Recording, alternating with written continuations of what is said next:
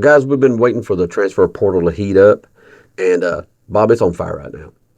Yeah, we just got a commitment from Felix Opara, I think is how you pronounce his name. 6'11" center transfer from Ohio State. Rim protector, Tim. Surely he's going to fill that Jonas Adu slot there, but he's a lot better rim protector than what Adu was. He's pretty. Well, he's a different type. Adu was he'd come over and swat your stuff. Opara will he can get the guy he's defending. He's more physical. Yeah. But, that's not the only thing to be excited about right now, though, guys. We're still doing our little contest giveaway. Mm-hmm. If you're a subscriber and leave a comment over these last 2 episodes, we got 2 more to go, this and 1 more, then you'll be entered into the winner contest to win a really nice Tennessee VOLS t-shirt. Yeah. So be sure to, if you're not subscribed, to go ahead and hit that button for us and leave a comment. Go Big Orange or a question, whatever you want to leave, and get your name put in that contest, and good luck to you. Yes. We really appreciate everybody that's jumped on board lately. We're having some great returns in numbers, so thank you guys very, very much. So now, getting back to the basketball, though, Bob, this transfer portal, we're just tell you right now, we're taping this on a Thursday. Mm-hmm. You probably won't be seeing this till Friday. So there's a chance that a couple guys we're talking about might jump into the boat real quick. We think within 48 hours we could have 2 more guys potentially signing with the Volunteers. Possibly. The guy that we've been kind of waiting on is Igor Milicic, 6'10", from Charlotte, kind of a stretch 4. Actually, I think he shoots most of his shots from 3, but the guy he's got a decent rebound number, so he plays down low. Yeah, he averaged about 9 rebounds a game. Pretty good. Which is great for a guy that's, honestly, his offensive game is outside. Mm-hmm. He shoots 5 threes a game. About 3 points, 3 shots inside the arc a game. So he's an outside presence offensively, but he can go get some rebounds at 6'10". The big name, the worst kept secret in the world, I think, of who was going in the portal but yet never did was Chaz Lanier, Bob. Yeah, he's a 3-point shooter, Tim, himself. I think he's 6'4", shot like 43% from 3, I believe. He was averaging, I think, around 20 points a game, too. I mean, now it's a smaller school. But North Florida. But now, if you're going to, I know you're not going to get that Dalton Connect magic, but if you're going to get some Dalton Connect magic, this might be the guy you get it from. Well, he could. He's, like you said, 20 points a game at North Florida, 5 rebounds. All these numbers don't always translate over to the bigger leagues like it did with Dalton. Right. Yeah. But, if you can take a guy that's averaging 20, if you get 13 out of them, a guy that's averaging 18, you get 12. Another guy get 11. We could have a lot of offensive options next year. Because we've already got, Darlington Dubar. Right. I think he's 6'8", big guard, and he can shoot it too. Yeah, he averaged 18 points a game, 40% his own self from 3-point line. Not bad. Almost 7 rebounds a game. Yeah, he's in the boat. So he's in the boat. Yes. So we got him for sure. I tell you, a guy we're looking forward to, Tim, is and we'll see. This is a guy I really want. Cade Tyson, 6'7", guard out of Belmont. It's down to Tennessee and North Carolina for him. I think he shot 47% from 3-point range, and he had like 86% free throw percentage too. I think. Yeah, he's got a pure stroke, and he was getting 6 boards and 16, 17 points a game. Yeah. One thing I like about this group we're looking at, and some of them we've already gotten, is the height on them. I mean, you got Para 6'11", Milicic 6'10", Lanier 6'4", which ain't bad for guard at all. Dubar 6'8", Tyson would be 6'7". I mean, that's some height. Well, it is, and I mean, that's going to be a large team if we can grab them all in. Mm-hmm. And you got to really like, and I feel great about them. I think we have 2 of these guys, maybe Lanier and Milicic, in quickly. Could do it, yeah.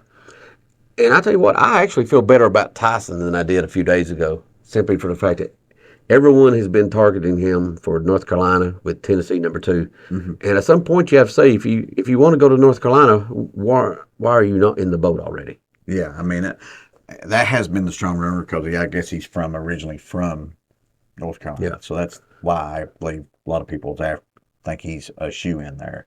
So we'll see. That one could fall at any moment too, Yeah. one way or the other. I expect that to happen pretty soon. Tell you one other guy, Bob, I'd kind of like, and I'm forgetting his name right now, so guys, forgive me for that. But there's a little point guard out of Minnesota, I believe it is. He averaged about 8 assists a game. He's a junior. Uh, Everybody's offered him, though. Yeah, But love to get him come and share the load with Zakai yeah, and then take over for next year. Yeah, we'll need somebody to fill that role. Yeah. But the portal's just not just for the men, Bob. The Lady Vols picked up a really nice pickup just a couple days ago. Yeah, Lazaria Spearman, 6'4", big post, but an athletic post though, Tim. And that's what Kim needs. At her last stop, she was a short team. But in this league, you're going to have to rebound and you're going to have to defend. So you got to have some size, but you can't have a statue down there. And this girl fits what she wants. She's really athletic, can run the floor. Yeah, she likes to press and run the ball, run the court. So having a girl that can rebound and run the court pretty important. Well, it's tantamount to being the most important thing she has to have, because if not, she's going to have a glaring weakness on the interior. And Spearman can go a long way in not having a gigantic weakness in the middle. So that's a big get for Kim Caldwell.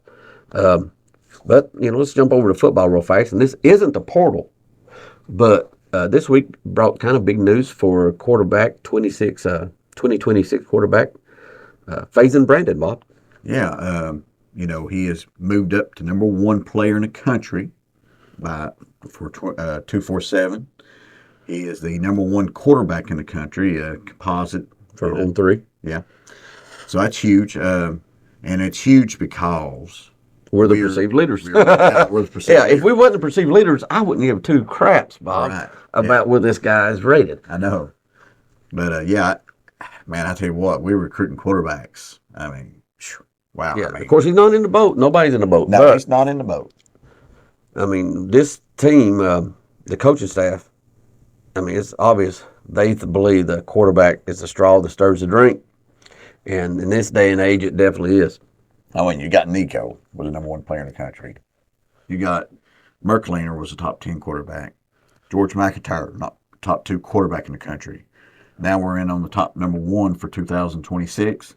I mean, we're recruiting that position pretty well. So Yeah, a little bit better than we did under the last few coaches. you can to see say the least. why we're doing so well with wide receivers and tight ends and stuff. Oh Lord, yeah. Now, who wouldn't want to come catch some balls from studs? Yeah. Let's see, Bob. It'd be we can't get out of here without a huge shout out though to that volunteer baseball team. That's true. Got 2 out of 3. Could have easily swept that one. I think they kind of gave Over away. Kentucky. Yeah. Yeah. But they beat the #3 team in the country. Now they're the #3 team in the country. And that game was, that whole series was a little chippy anyway. So, it's a rivalry. So that was really good to win that series. Well, it was, and then it sets up this weekend for another thing that could be a little chippy. Missouri, who's probably the worst team in the conference, but there's a little bad blood between Tony V and Missouri.